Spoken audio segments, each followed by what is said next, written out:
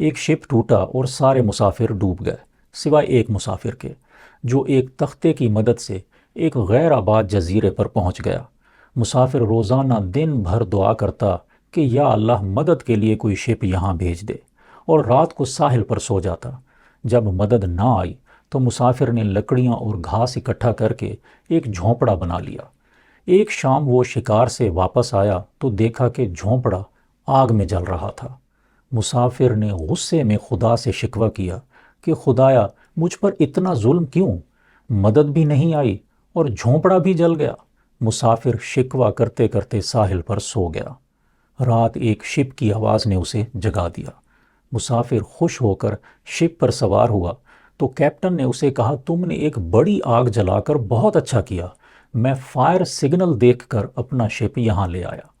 مسافر کو اس وقت اللہ کی حکمت و مصلحت سمجھ میں آئی۔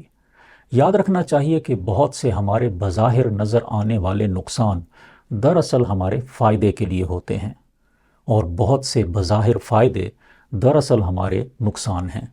ہمارا علم ناقص ہے اور اللہ کا علم کامل۔ اللہ کے ہر کام میں ہمارے لیے بہتری ہے۔ الحمدللہ علی کل حال، ہر حال میں سب تعریفیں اللہ ہی کے لیے ہیں، اور ہر حال اللہ کا شکر ہے۔